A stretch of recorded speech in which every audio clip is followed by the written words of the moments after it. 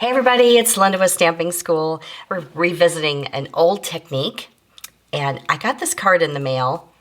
It was my inspiration. Isn't it pretty? And I don't know if the camera is going to pick this up, but I knew immediately when I saw this background that she embossed.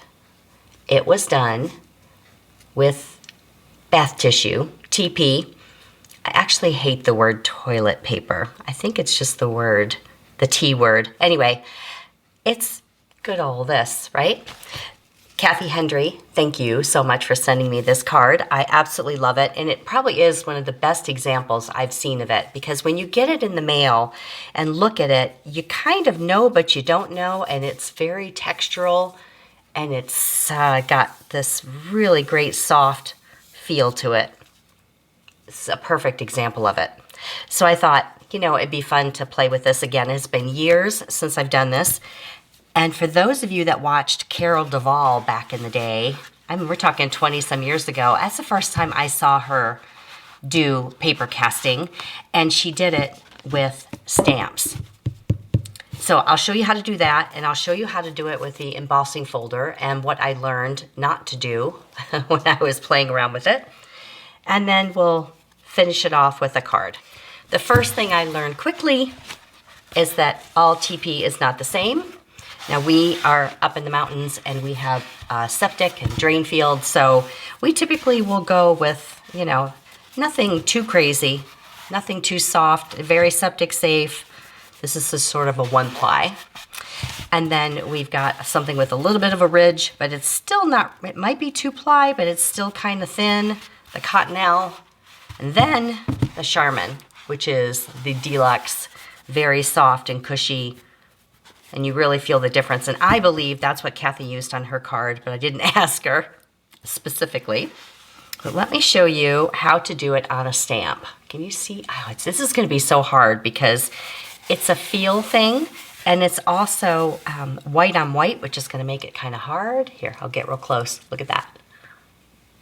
Isn't that cool? All right, so this is how you do it on a stamp, and this is how I remember Carol Duvall doing it way back in the day. And we're going to just take a few. The thicker that your TP is, the less sheets you need. So 4, 5 maybe. Let's just try 4. 4 squares. And water. I actually like to put a little water on that first, just to kind of hold it in place. And then lots of spritzes of water. And I kind of press as I go, but you don't want to rip your paper. So what I found that worked the best is a block. And if you pull straight up, your paper will come with it. So you have to slide off, okay?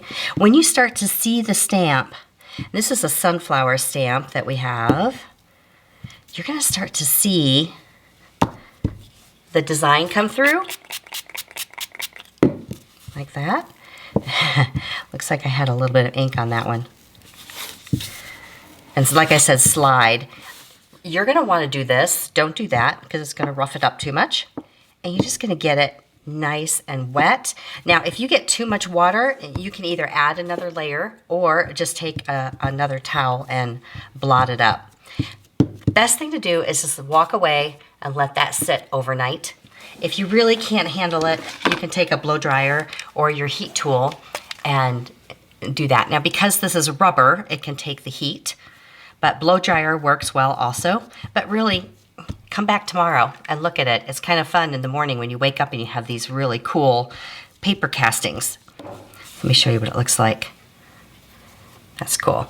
So I was thinking I would like a little bit more definition to it, and this will lighten as it dries, so that's why it looks like this and it gets nice and firm. But I thought, wouldn't it be kind of cool to do the die? And it actually works, and it works so well. And it even, I say it might even work a little bit better to use the die. You want something that's really has a lot of openness to it and a little more graphic, nothing too muddled, right? You want nice open images. Here's 4. I'm going to put this folder underneath it just to protect my surface. Okay, lots of water. And yes, you can color it. I'm going to show you what it looks like when you add color. go back to our block, scoot, try not to tear it. Ooh, I need a little bit more water. You'll know when it's wet enough. You don't want it to be dribbling everywhere, but you do want it to kind of mold together. There we go. All right. I'm going to use my fingers. So when I did this with the die, I was so surprised at how well it came out. I'm just pressing those right together. It's kind of fun if you're feeling artsy. This is not going to be for everybody, and you probably aren't going to do this with 20 of your favorite friends, but it is kind of fun to do something a little different. So again, it's better if you want to just let it dry like that and come back overnight. But look at that. Isn't that cool? So I ended up cutting this one out. And this is, again, I wish you could feel it. It's soft, but it has a lot of structure to it. It's very cool. So we'll let that one dry. And you could just make a card like this. I like all these layers sticking out. I think that's kind of natural and fun. I thought about trying the tree folder, and it's very detailed as opposed to something that's more graphic. So remember, in Kathy's original card, she used this folder, which I believe is the Posies, Poppies or Posies, something like that. It's in our annual catalog, and it's very graphic, and there's space in between. This one is a little more detailed, but I tried it anyway, and then I tried to add color to it. So this is what I learned on this one. I added my tissue paper in here, about 3 layers, and then I inked it. So I just ran the green ink pad and a blue ink pad. I spritzed it everywhere, and I put it in here, and then I embossed it. Then I had blue and green water everywhere in my machine, down everywhere. It was a mess. So what you want to do is when you put all this in and water it down and close it, put it in a Ziploc bag. This is the second time I read. Look how much water. You don't think it's a lot of water when you're doing it, but it actually is. So I did that, and I didn't seal it all the way, And then when you put your embossing folder in with your wet paper towel or whatever in there, and wheel it through so that the water, comes up, but it doesn't come out. That's how much water came out the second time. So it's okay. The only thing is with this is I can't really tell that it's bath tissue. It just looks like paper to me. If I'm going to go to all the trouble, I really want to maintain the fact that it's soft and it has that texture. This flattened out, and it's soft. It may feel like fabric, but I don't think anybody would know what it is and if it's really worth it. Here's one that I did with the leaf folder. You have to get really close to see it. Again, it's almost too detailed to really appreciate what it is. I tried it on napkins. Really not very effective at all. I tried it on paper towels,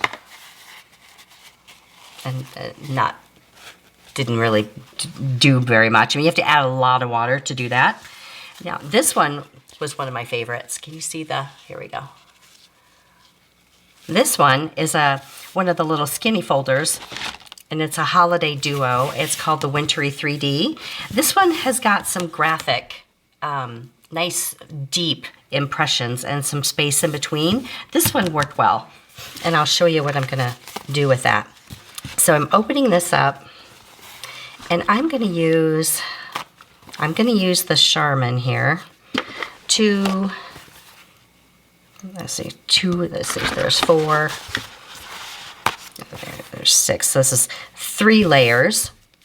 That's probably pretty good. You don't want it too much that's gonna put some stress on your hinge if you're gonna emboss it. So I bring it down just slightly, okay, and leave this on the end. This is where all that water is gonna go, and it's gonna help soak up that extra water. Okay, I can maybe do one more. Let's try that. One more. All right. Water. Now I'm using just an old Stampin' Mist bottle with water. It does take quite a few sprays, maybe like 15 sprays on each side. And if you have this many layers, you could even go some on the inside too. And it takes a good amount of time to dry on its own. I was gonna post the video yesterday like I normally do on Saturdays, but everything wasn't dry and I couldn't work with it. I was trying to put the cards together and they were still a little wet. And so I said, well, we'll just save it for today. All right, so there's quite a bit in there, but it's not drippy, right? You don't think there's a lot of water there until you put it through the machine. All right, let me bring my machine up and I'll show you how it goes in. Okay, so you want your hinge to go through first, right here. Let this hang out the edge, all that extra paper. Put it here. If you want to put it in a zippy, you can, just to keep the extra water out, but roll it through. And actually what it does, you can see it kind of squeegees, the weight of the machine squeegees it out. So you're really, there's quite a bit of water on the outsides. You can actually just tear it off, which is going to give it that really soft look, or you can leave all these layers on, and I'll show you what I did with that. So either way, you can tear it and make it look like, you know, like mulberry paper almost, or you can even cut it. So it's got the texture in it.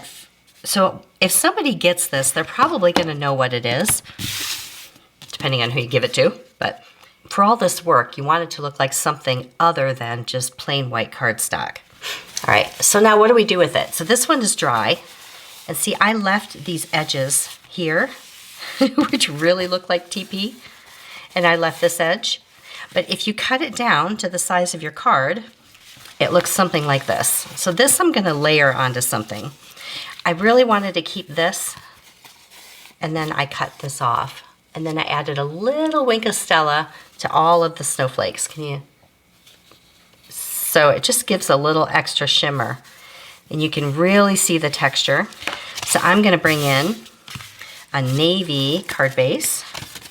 And I've got some gold, brushed gold, that's going to go back here as a nice layer. Now, you don't want to run your glue, your tape on here. It might be okay, but it starts to come up a little. So add your glue here. And I don't know if I would do a liquid glue, just because it is paper, delicate paper. And let's add this right here. If you're going to all the trouble of making this, you want people to know what it is, right? Or at least wonder what it is. You want to get it and have them feel it and say, what is that she did? And then you can tell them or not tell them that it's TP.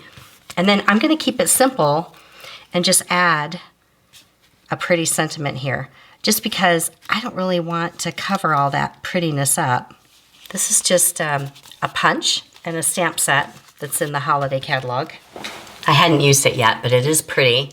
Handmade wishes. I love a punch, and I love a stamp that matches a punch. So I emboss that in gold, and then I can just add a few little gold blings around. These are the wonderful gems. They're clear, but then they have got just a little bit of gold in there. Let's do a few of those scattered around.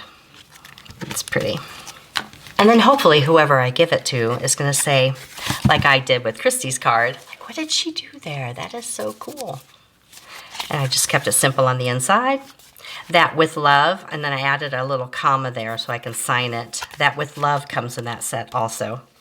Now that this isn't so hard to find, you can give it a try and see what you think and go play.